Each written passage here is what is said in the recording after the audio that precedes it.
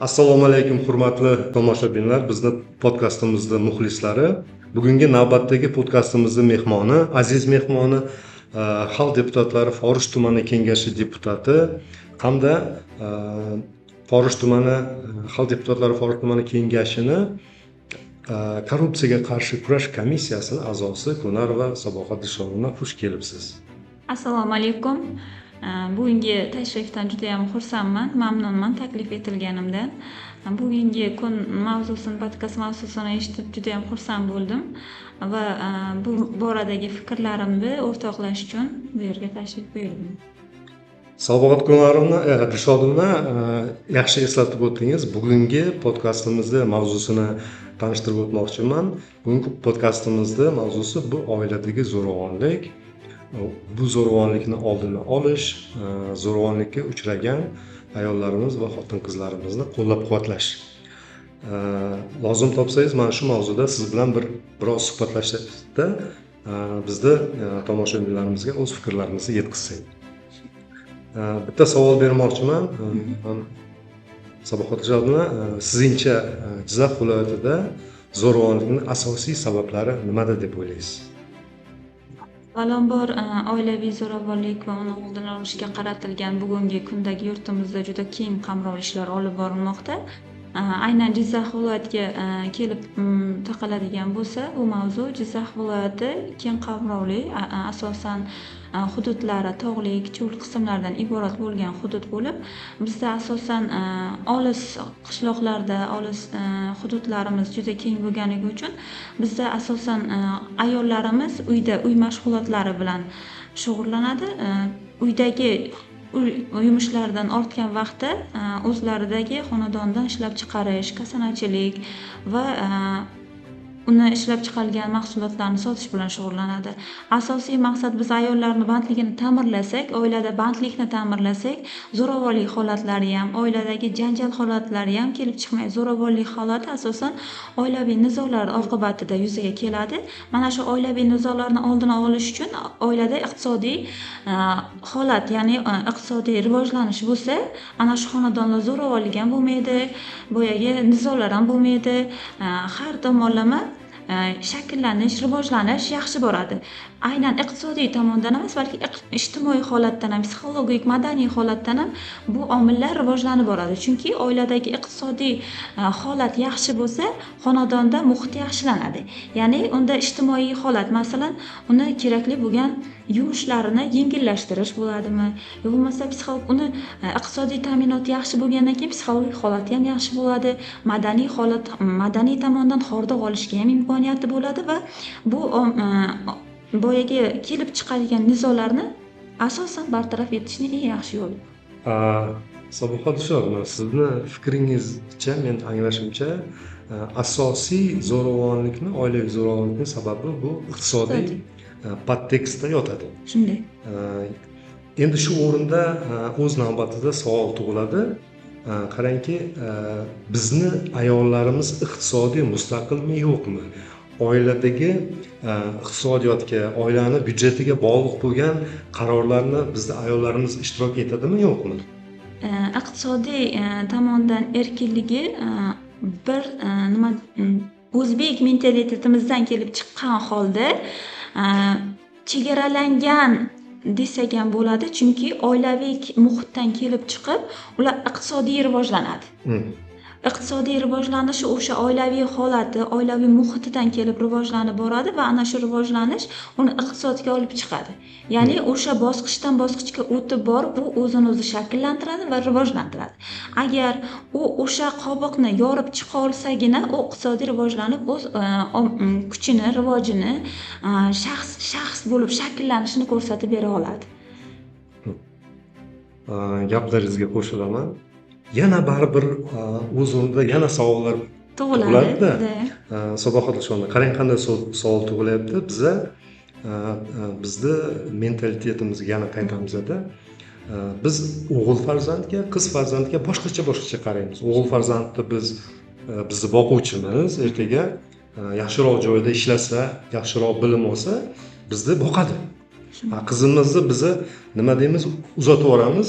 bizani oilada yashamaydi, bizni boqmaydi deb qaraymiz-da, uni o'qitsak o'qitamiz, bo'lmasa o'qitsak ham qayerda o'qitamiz? pedinstitutda, tikuvchi hamshiralik, shunday hamshiralik kurslarda. Endi hozir nima deb o'ylaysiz? Bu sohaga to'xtaladigan bo'lsak, bu sohada biz yurtimizda juda ham keng imkoniyatlar bor xotin-qizlarni o'qishi uchun, ta'lim olish uchun, lekin baribir o'zbek mentalitetiga borib taqaladi. Haqiqatdan ham yigitlarimizga ko'proq e'tibor beramiz ta'lim olishiga va qizlarimizga qisman bo'lsa ham cheklov qo'yamiz. Nimaga? Chunki qiz bola birov xasmi, u ko'proq uy yumushlarni, ro'zg'orni va bola tarbiyalashni bilsa, demak u oilaga shu tomondan foydasi tegsa bo'ldi degan cheklovlar bilan qilamiz. Lekin yurtboshimiz tomonidan xotin-qizlarga berilayotgan imkoniyatlar keng. Ularga berilayotgan imkoniyatlardan foydalanib, har qanday xotin-qizimiz ta'lim, tarbiya olishi mumkin. Har qanday sohada bo'ladimi? Masalan, oddiy oladigan bo'lsak, maktabni bitirayotgan bu yilgi bitiruvchilarga Vazirlar Mahkamasining qaroriga asosan 402-sonli qarori bor. Ijtimoiy himoyaga muhtoj oilalarga, toifalarga bo'lingan holda tavsiyanoma asosida oliy ta'lim olish vakolati bor. Bundan tashqari 5 yillik stajga ega bo'lgan xotin-qizlarimiz, oliy ma'lumotli bo'lmagan, lekin 5 yillikdan beri, 10 yildan beri bitta sohada ishlab borayotgan xotin-qizlarimizga tavsiyanoma asosida oliy yurtlarga o'quvga kirish va o'z sohalarini yetuk kadrlari bo'lishga imkoniyat bor. Yana bitta narsaga to'xtalmoqchiman. Men o'zim sohamda ham, aynan o'zimda ham shu holat bo'lgan. Nima uchun? Chunki menda ham siz aytgan sohalardan kelib chiqib, mana shu darajaga yetguncha bo'lgan. Chunki pedagog sohada ham o'qiganman, tikuvchilik sohasida ham o'qiganman, kimyo sohasida ham, texnolog, pedagog sohasida ham o'qiganman va men aynan o'zim istagan kasb, ya'ni birinchi o'zim xohlagan yuristlik kasbi uchun ham alohida mana shu qobiqni, mana shu tizimdan kelib chiqqan holda o'zim va kelajagim uchun harakat qilib mana shu darajaga yetishim. Lekin biz oiladagi muhitni ham inobatga olib, ularni raydan chiqmagan holda shu narsaga yetib borganmiz. To'g'ri, oiladagi muhitni, qarashlarni chiqib ketmasligimiz kerak, lekin asta ularni o'rgatib, mana shu narsadan chiqib ketsa bo'ladi. Asta bosqichma-bosqich uni o'rgat. Nima uchun qizlar texnolog bo'lmash kerak? Nima uchun kimyogar bo'lmash kerak? Nima uchun injener bo'lmash kerak? Nega faqat o'qituvchi bo'lish kerak? Prokuror, ichki ishlar xodimi, hokim, injener, mexanik. Nima uchun bosh vazirlar, boshqa davlatlar bosh vazirlar ayol, prezidentlar ayol kishi? Nima uchun bizda xotin-qizlar aynan prezident bo'lmasligi kerak? Nega prokuror bo'lmasligi kerak? Bo'ladigan kadrlar bor, harakat qilayotgan, o'qiyotgan, mana shu tizimni xalqi uchun xizmat qiladigan ayollarimiz bor. Ular harakati bilan o'zlarini mana shu darajasiga, o'zlari ko'magi, mana yurtboshimizning ko'maklari bilan albatta erishadi. Faqat g'ayrat, harakat, shijoat va bilim kerak. Rahmat. Sabohat Dilshodovna, men bitta savol bermoqchi edim, lekin bu savolga javob berib qo'ydingiz. Qarangki, lekin baribir qaytamiz mana shu oilamizdagi o'sha qarorlar qabul qilinishiga yoki oilamizdagi biz o'zbek oilasi qanday tashkil topgan? O'zbek oilasi bu erkak kishi ishlaydi, toparman, ko'chaga ham chiqadi, unaqa qiladi, uyga moddiy ta'minotini qiluvchi erkak kishi. Ayol kishi o'z o'rnida uyda, uy ro'zg'or ishlari, kir yuvadi, hovli supuradi, tozalikni qiladi, taom pishiradi, bolalarga qaraydi, hammani ovqatlantiradi. Agar proporsionalni mana shu ishlarni bir qaraydigan bo'lsak, erkak kishi hamga nisbatan ayol kishi juda ham ko'p ish qilar ekan. Juda ham ko'p ish qilar ekan, lekin u qilgan ishlariga bizani ayollarimiz oylik olmaydi. Butun umri, karyerasi hammasini mana shu oilaga bag'ishlanib ketadi. Shu yerda mana shu nuqtai nazardan lekin hali aytganimizdek juda katta qism oilalarimizda qarorlar erkak kishi tomonidan qabul qilinadi. Bu xoh oilani eng bir yirik anaqalarni hal qilish bilan bog'liq bo'lsin, xoh oilani byudjeti bilan bog'liq. Mana shu narsa to'g'rimi yoki noto'g'ri bo'lsa, mana shu narsadan ketish uchun nima qilsak bo'ladi? Bu narsadan avvalambor chiqib ketish uchun oilada boyagi ayol kishini ham qo'llab-quvvatlovchi yonidagi shaxs uni ham birgalikda harakat qilish kerak. Agar uni qo'llab-quvvatlamasa, unga ko'mak bo'lmasa, yelkadosh bo'lmasa, u ayol siz aytgandek karyerani ham, boshqa muhitni ham o'z-o'zidan oilasiga qo'yadi va qolib ketadi.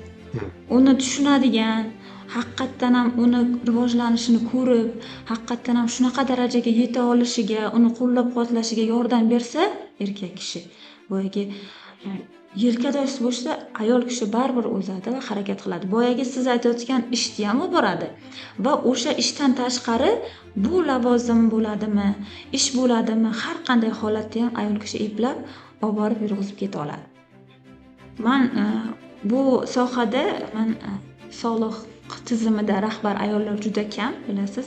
Men o'zim aynan bu sohani vakili bo'lgan inson bilan bir muhitda yashab, kerak bo'lsa birga bo'lganimiz uchun, bilganim uchun ana shu ayol ana shu narsani olib keta oladi.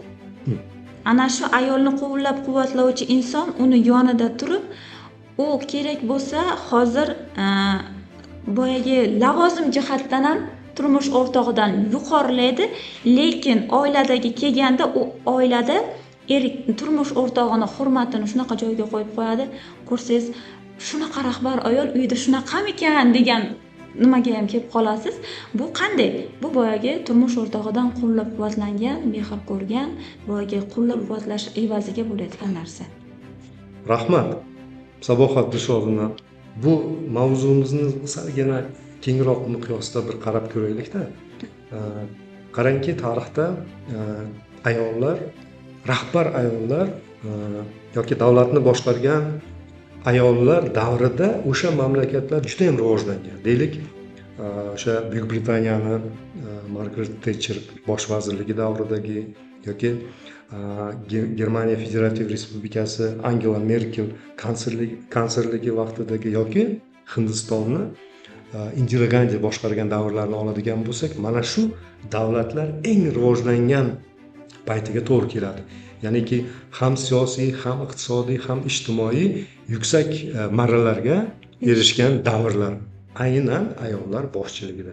Agar biz oilalarimizda boyagiday holat bo'ladigan bo'lsa, biz bunday rahbar ayollar bizdan chiqadimi, yo'qmi?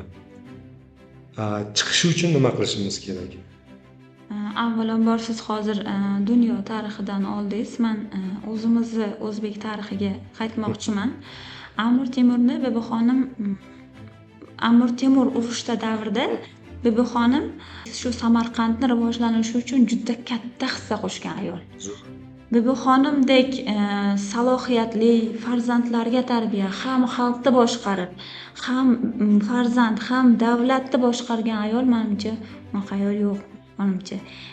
Amir Temurni yo'qligini bildirmagan, har qanday holatda uni rivojlanishi uchun xalq bilan ham bola tarbiyasida olib borgan ayol mana shu. Juda ham to'g'ri o'xshatish qildingiz.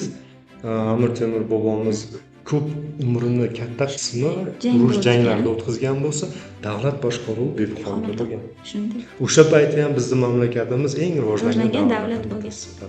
Rahmat. Yana bir savol har doim qiynaydi-da.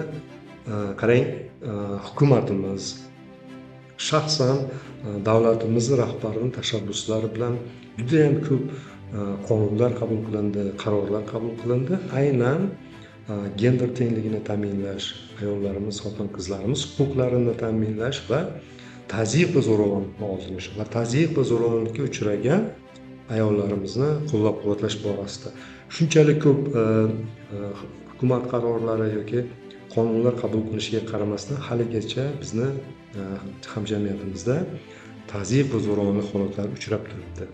Mana shu ayollarimizni biz qo'llab-quvvatlashimiz uchun har bir viloyatda ayollarni qo'llab-quvvatlash reabilitatsiya markazlari tashkil qilingan. Shu bilan birga o'sha reabilitatsiya markazlarida ayollarimizni bemalol o'zlari uchun boshpana bilan ta'minlanishi mumkin va zarur bo'lgan barcha xizmatlarni ko'rsatiladi. Savol shundayki, mana shu tashkilotni faqat o'zi emas, balkim boshqa davlat tashkilotlari bilan hamkorligi yoki ayollarimiz faqat borganda reabilitatsiya markazini o'zida qolib ketadimi? Shuni mexanizmi qanday, agar xabaringiz bo'lsa? Bu sohada hozirgi kunda xotin-qizlarni himoya qilish borasida juda ko'plab qonunlar, qarorlar, Senatning qarorlari bor. Bu faoliyat bo'yicha xotin-qizlarni tashqi zo'ravonlikka uchragan xotin-qizlarni ayollarga reabilitatsiya markazlariga joylashtirish va ularni bu joylashtirilgandan so'ng bu yerda qolib ketish emas, balki ularni iqtisodiy rivojlanishiga ko'mak beriladigan joy, ya'ni ham psixologik tomondan, ham huquqiy, ham ijtimoiy, iqtisodiy tomondan qo'llab-quvvatlanadigan maskan. Aynan bu joy bo'yicha juda ko'pchilikda hali to'liq ma'lumot va axborotlar yo'q, lekin buni targ'ibot ishlari olib borilmoqda, olis joylargacha yetib bormoqda bu targ'ibot ishlari.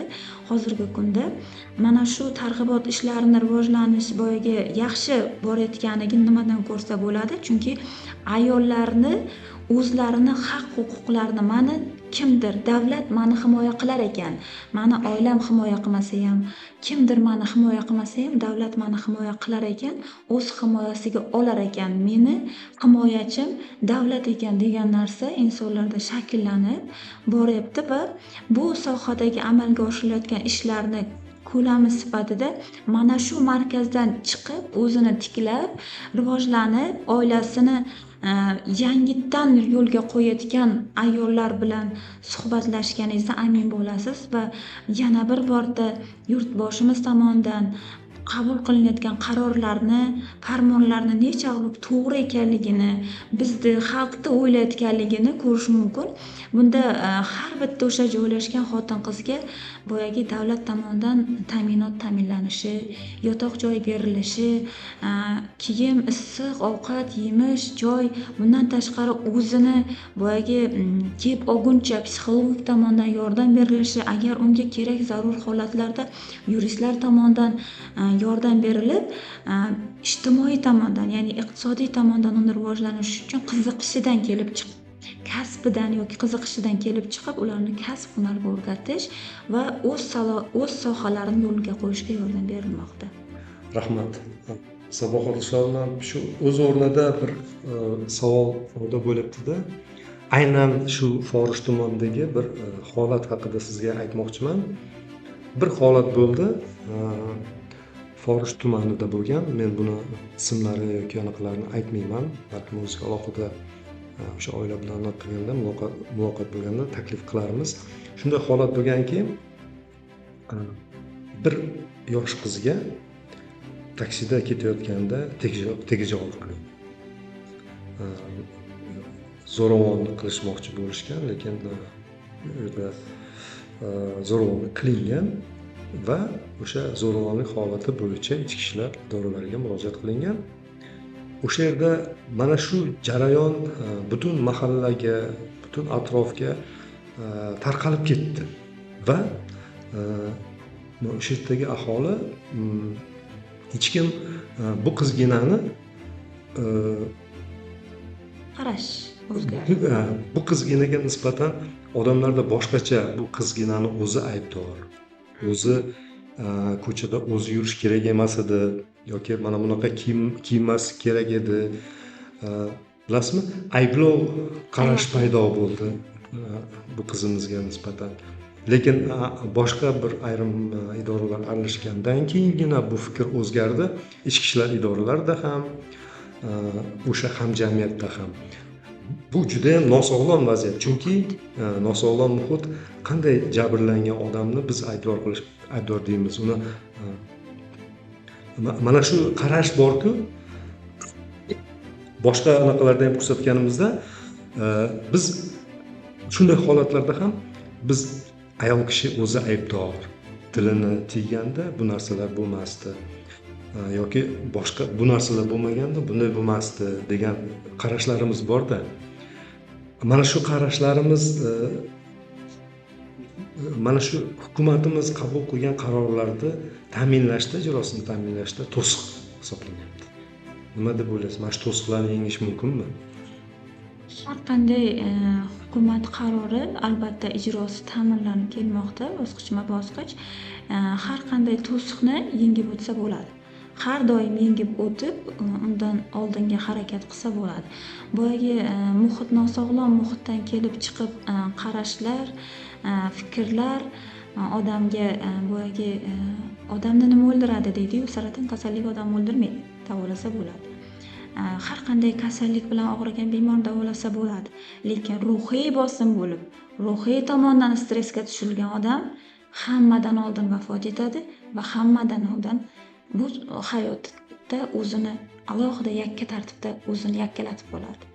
Ana shu narsadan biz asosan insonlarni chiqarib olishimiz kerak. Asosan insonlarni ana shu narsadan chiqarishimiz kerak.